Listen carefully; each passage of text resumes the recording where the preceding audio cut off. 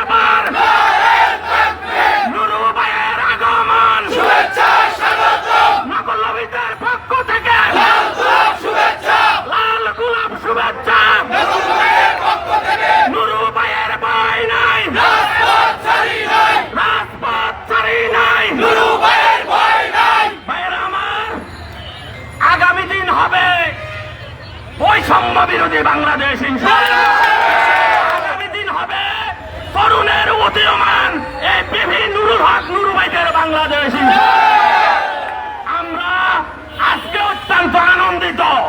আমরা বিগত 20 বছর এক স্বৈর শাসকের নিষ্পাদনে আমাদের শরীরের রক্ত ছাড়া বাকি সবকিছু শুষে নিয়ে গেছে। কিন্তু আল্লাহ যা করে ভালোর জন্য করে।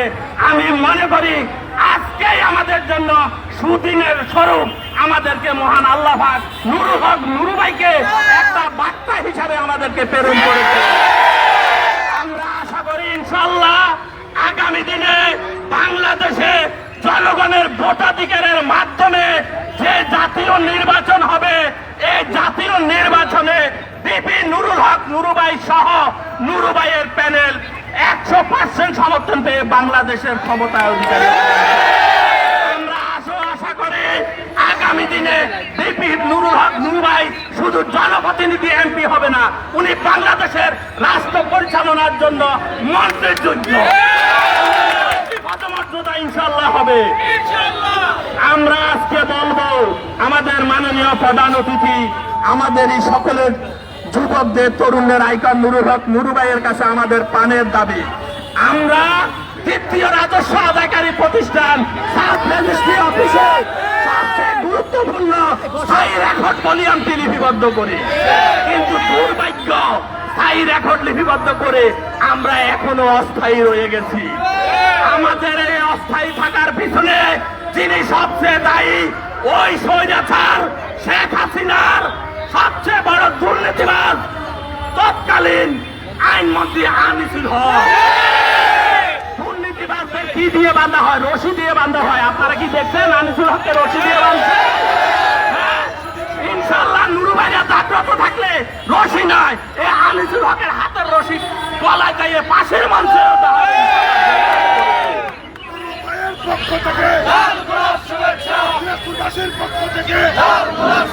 আমরা আমাদের প্রাণের দাবি, আমাদের অস্থায়ী থেকে আমরা স্থায়ী রেকর্ড আর লিপিবদ্ধ করবো না। আমাদের স্থায়ী করে নিলে সরকারের কোনো ক্ষতি হবে না, বরং আরো রাজস্ব বৃদ্ধি পাবে। এই আশাবাদ ব্যক্ত করে আমাদের সম্মুখে আমাদের সকলের নয়নের মণি, আমাদের সম্মানিত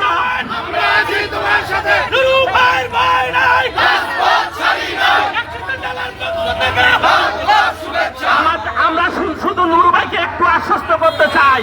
তাই আমরা 61 জেলায় 516টি থানায় 516টি সাব রেজিস্ট্রি অফিসে পরিবার পরিজন দিয়া কর্মরত আছি। আমরা ইনশাআল্লাহ আগামী দিনে আপনার কর্মী হিসাবে আগামী নির্বাচনে আমাদের আপনার বিজয় আনবো। এখন আমাদের সম্মুখে আমাদের জন্য গুরুত্বপূর্ণ বক্তব্য নুরুল হক নুরু ভাই, সবাই করতালির মাধ্যমে ভাইকে অভিনন্দন করেন। নুরু ভাইকে টাকা দেন, নুরু ভাইকে টাকা দেন, নুরু ভাইয়ের সামনে আসেন।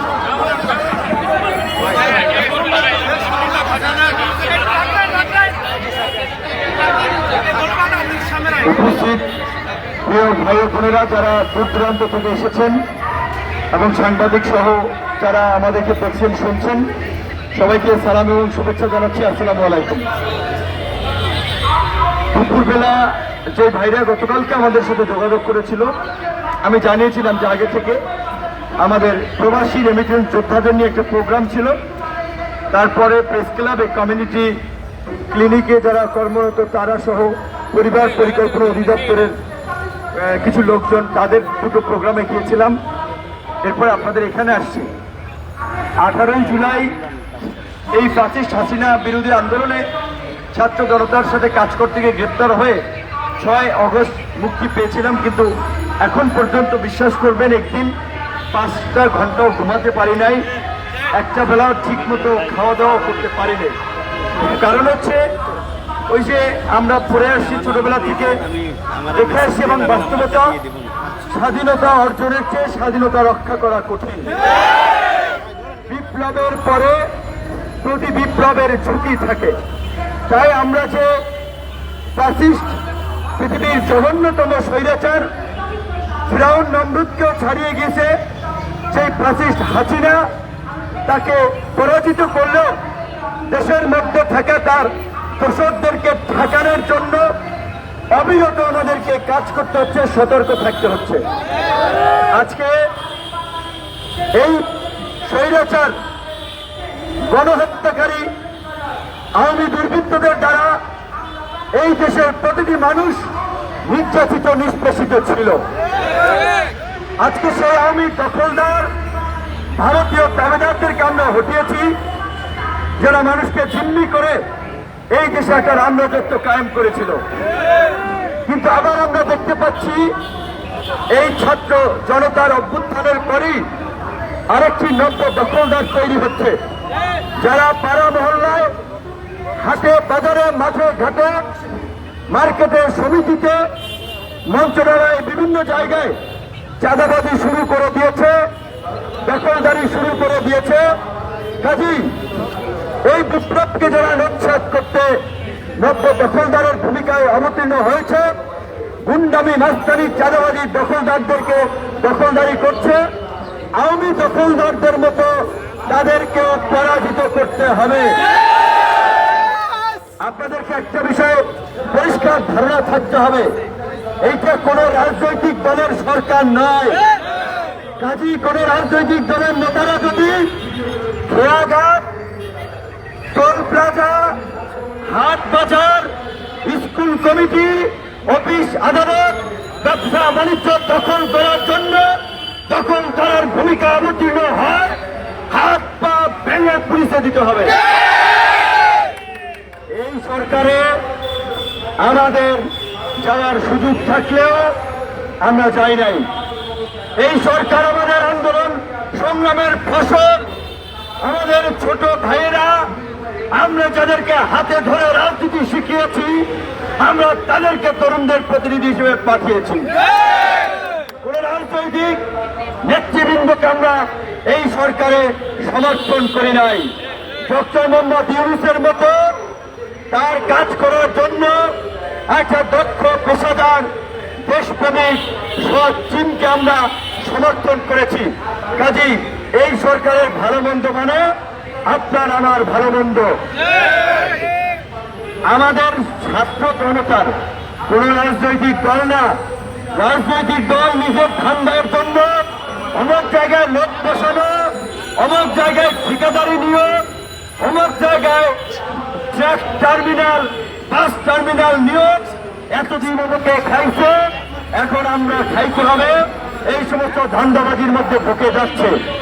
কাজে ছাত্র জনতার রক্ত এবং প্রাণের বিনিময়ে যেই সরকার এসেছে, সেই সরকারকে দিয়ে রাষ্ট্র মেরামত করা, জনগণের কাঙ্ক্ষিত বাংলাদেশ বিনির্মাণ করার জন্য সেই সরকারকে আমাদেরকে সহযোগিতা করতে হবে। অবশ্যই বাংলাদেশের গত 5 দশকের রাজনৈতিক সরকার রাজনৈতিক সুবিধার জন্য অনেককে পদে দিয়েছে, অনেককে পদ থেকে সরিয়েছে, অনেককে বঞ্চিত করেছে। আমরা বলেছি এখনকার বাংলাদেশ হবে জনগণের বাংলাদেশ, ছাত্র জনতার বাংলাদেশ, যেই বাংলাদেশে কোন নাগরিক অধিকার বঞ্চিত থাকবে না, কোন নাগরিক মর্যাদাহীন থাকবে না, কোন নাগরিক তার অধিকার রাজপথে আন্দোলন করতে হবে না। ইতিমধ্যে সরকারি বিভিন্ন পর্যায়ের কর্মকর্তা কর্মচারী যারা রয়েছেন, আমি মনে করি দেশকে দুর্নীতি মুক্ত করার জন্য, সুশাসন নিশ্চিত করার জন্য তাদের বেতন বাড়ানো দরকার। বাজার এবং দ্রব্যমূল্যের যে ঊর্ধ্বগতি, 10-15 হাজার টাকা, 20 হাজার টাকার বেতনে মানুষের জীবন চলে না। কাজেই আমি আমাদের লাইনে আমাদের সর্বজন শ্রদ্ধা বিশ্ব নেতা ডক্টর মোহাম্মদ ইউনূস স্যার সহ তার টিমকে বলবো, আগে সরকার চালানোর জন্য সরকারি প্রতিষ্ঠানগুলো ঠিক করা লাগবে। সরকারি প্রতিষ্ঠানে থাকা অসৎ দুর্নীতিবাজ দখলদারদেরকে হটিয়ে সব সাহসী দেশপ্রেমিকদেরকে দায়িত্ব দিতে হবে। যাদের মনে দুঃখ কষ্ট ভোগ বঞ্চনা রয়েছে, দীর্ঘদিন কাজ করেও চাকরি স্থায়ী হয় নাই, মূল্যায়ন পায় নাই, তাদের চাকরি স্থায়ীকরণ করতে হবে। তাদেরকে মূল্যায়ন করতে হবে। এরাই সরকারের হেল্পিং হ্যান্ড হবে, এরাই সরকারের রক্ষা কবচ হবে, এরাই সরকারের ভ্যানগার্ড হবে। আমরা ছাত্র জনতা তাদেরকে সহযোগিতা করে জন আকাঙ্ক্ষার বাংলাদেশ বিনির্মাণে এগিয়ে যাব। সরকার রাজনৈতিক স্থিতিশীলতা, অর্থনৈতিক স্থিতিশীলতা, প্রশাসনিক স্থিতিশীলতার জন্য কাজ করছে। নতুন একটা সরকার এগুলো বুঝে ওঠার জন্য ভাই সাহেব বোনেরা কিছুদিন তাদেরকে সময় দিতে হবে। এখন দেখেন, আপনারা ইতিমধ্যেই লক্ষ্য করেছেন, অন্তত 40-50টা সংগঠন রাজপথে আন্দোলন করছে। দীর্ঘদিনের আন্দোলনে এই ফ্যাসিস্ট স্বৈরাচার ইন্টারনেট বন্ধ করেছে, জনগণের উপরে গুলি চালিয়ে গণহত্যা চালিয়ে একটা অস্বাভাবিক অস্থিতিশীল পরিস্থিতির সৃষ্টি করেছিল। এখন আমাদের ফরেন রেমিটেন্স সংকট, অর্থনীতি সংকট, দেশের মধ্যে আওয়ামী দুর্বৃত্তরা রাজনৈতিক অস্থিরতা তৈরি করার চেষ্টা করছে। 15ই আগস্টকে ঘিরে সক্রিয় হওয়ার চেষ্টা করেছে, আবার সক্রিয় হওয়ার চেষ্টা করছে, কারণ তাদের কাছে পয়সা আছে, অনেক পয়সা তারা বানিয়েছে দুর্নীতি লুটপাট করে। কাজেই আপনার আশেপাশে থাকা এই ফ্যাসিস্টের সহযোগী দুর্বৃত্তদেরকে প্রশাসনের হাতে তুলে দিন। দেশকে স্থিতিশীল করার জন্য সকল রাজনৈতিক দল, সামাজিক সংগঠন, নাগরিক সংগঠন ঐক্যবদ্ধভাবে কাজ করতে হবে। আপনারা জানেন 2018 সালে এই কোটা সংস্কার আন্দোলন শুরু করতে গিয়ে হামলা, মামলা, নির্যাতন, নিপীড়ন, জেল জুলুম সহ্য করেছিলাম। সেই আন্দোলনে আহ্বায়ক ছিলেন আমাদের এই যে ছাত্রনেতা হাসান আল মামুন। আমাদের সেই আন্দোলন সফল হওয়ার পরে আমরা কিন্তু কোটা সংস্কার থেকে এই যে রাষ্ট্রের বিভিন্ন সেক্টরে যে বৈষম্য, রাষ্ট্রের বিভিন্ন সেক্টরে যে অনিয়ম, দুর্নীতি এবং একটা জন আকাঙ্ক্ষার রাজনীতি প্রতিষ্ঠা করার জন্য আমরা 2021 সালে গণ অধিকার পরিষদ নামক রাজনৈতিক দলের ঘোষণা করেছি। আমি দৃঢ়ভাবে বিশ্বাস করি এই দেশে আরো অনেক রাজনৈতিক দল আছে, 42টা রাজনৈতিক দল আমরা যুগপৎ আন্দোলন করেছিলাম। কাজেই এই রাষ্ট্র সংস্কারেও আগামীতে জনগণের আকাঙ্ক্ষার রাষ্ট্র বিনির্মাণ করা, দুর্বৃত্তদেরকে হটানো, চাঁদাবাজ দখলদারকে হটানোর জন্য আমাদেরকে কাঁধে কাঁধ মিলিয়ে কাজ করতে হবে। ওই যে একটা কথা আছে, আপনার এক হলে হারি, আপনার কি বলে, আপনার যে আপনার বিচ্ছিন্ন হলে হারি, এক হলে পারি। আমরা যদি বিচ্ছিন্ন থাকি তাহলে আমরা কোনো দাবি দাওয়া আদায় করতে পারি না, আমরা সফল হই না। এক এবং ঐক্যবদ্ধ থাকলে যে কোনো দাবি দাওয়া আপনারা আদায় করতে পারবেন। তো আপনারা এই স্মারকলিপি দিয়েছেন, আমরা উপদেষ্টাদের সাথে যোগাযোগ করে আপনাদের এই স্মারকলিপি তাদের কাছে পৌঁছানোর ব্যবস্থা করতেছি এবং আপনাদেরকে অনুরোধ থাকবে তাদেরকে কিছুদিন একটু সময় আমাদেরকে দিতে হবে। আপনাকে যদি এখন ঢাকা থেকে রংপুরে পাঠানো হয়, ওখানকার কে আপনার বন্ধু, কে আপনার শত্রু, কে দুর্নীতিবাজ, কে সৎ, এগুলো চিনতে তো কিছুদিন সময় লাগে। এখন আওয়ামী দুর্বৃত্তরা, গণহত্যাকারী মাফিয়ারা চেষ্টা করছে যে এই সরকার যেন শান্তিতে দেশ চালাতে না পারে, বিভিন্ন লোকজনকে রাস্তায় নামিয়ে একটা অস্থিরতা তৈরির চেষ্টা চলছে। কিন্তু আমি স্পেসিফিক ভাবে মনে করি আপনাদের দাবি অত্যন্ত যৌক্তিক। দীর্ঘদিন কাজ করে আপনারা অভিজ্ঞ হয়েছেন এবং আগামীর যে মানবিক, সহনশীল, গণতান্ত্রিক, বৈষম্যহীন রাষ্ট্র বিনির্মাণ করার জন্য আপনাদের চাকরি স্থায়ীকরণটা দরকার আছে। ঘুষ, দুর্নীতি বন্ধ করে আপনাদের চাকরি স্থায়ী করে আমি মনে করি বেতনও বাড়ানো দরকার আছে। সেই লক্ষ্যে আমরা দাবি জানাবো, আমরা আপনাদের সাথে থাকবো।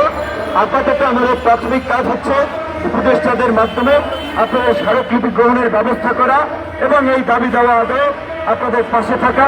আপনারা অন্য বিষয়গুলোতে সতর্ক থাকবেন, সচেতন। স্যার আমরা বেতন পাই না, কিন্তু বোনাসও পাই না। বেতন বোনাস কিছু পাই না। বেতন নাই, বেতন আচ্ছা, আপনাদের বেতন নাই? কিছু নাই। বসেন বসেন।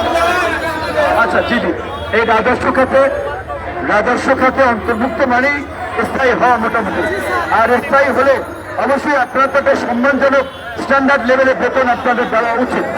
কারণ আমরা বলছি যে আমরা যেই রাষ্ট্রই বিনির্মাণ করতে চাই, সরকারি কর্মকর্তা কর্মচারীরা যদি সৎ না হয় তাহলে দেশকে দুর্নীতিমুক্ত করা সম্ভব না। তো কাজে আমরা আপনাদেরকে স্থায়ীকরণের দাবি জানাচ্ছি। একই সাথে আপনারা যেন বিদ্যমান দ্রব্যমূল্যের ঊর্ধ্বগতির সাথে তাল মিলিয়ে সমাজের সম্মানের সাথে চলতে পারেন, ফিরতে পারেন। তার জন্য আপনাদের সেই বেতন এবং সরকারি সমস্ত পর্যায়ে অফিসারদের কর্মকর্তা কর্মচারীদের সুযোগ সুবিধা দিয়ে আমি মনে করি দেশে একটা সুন্দর পরিবেশ বিনির্মাণের পথে হাঁটতে হবে। সরকারি কর্মকর্তা কর্মচারীদের সহযোগিতা অবশ্যই প্রয়োজন হবে, কিন্তু আপনাদেরকেও একই সাথে মনে রাখতে হবে আপনাদের এই বেতনটা দেয় কিংবা দিবে জনগণ, ভ্যাট ট্যাক্সের পয়সায়। আপনারা জনগণের প্রভু কিংবা সার নয়, আপনারা জনগণের সেবক। জনগণ যেমন আপনাদেরকে সম্মান করবে, আপনারাও জনগণকে সম্মান সহানুভূতির সাথে কথা বলবেন, তাদের প্রতি ভালোবাসা দেখাবেন। সর্বোপরি কথা হচ্ছে আমাদের দল আছে, মত আছে, পথ আছে, কিন্তু সবার একটা জায়গায় কিন্তু আমরা এক। যেটা আমরা মাঝে মাঝে স্লোগান দিই যে দল নয়, মত নয়, সবার আগে বাংলাদেশ, সবার আগে বাংলাদেশ, সবাই মিলে গর্ব দেশ। সুতরাং এই বাংলাদেশকে গড়ার জন্য আপনার সন্তানের ভবিষ্যৎ একটা নিরাপদ, একটা উন্নত, একটা মানবিক রাষ্ট্র বিনির্মাণের জন্য সবাই চিন্তা করবেন, সবাই কাজ করবেন। এই আহ্বান দেখে আমি আজকে বিদায় নিচ্ছি। আমি উপদেষ্টাদের সাথে কথা বলে আপনাদের এটা একটা ব্যবস্থা করতেছি। ধন্যবাদ।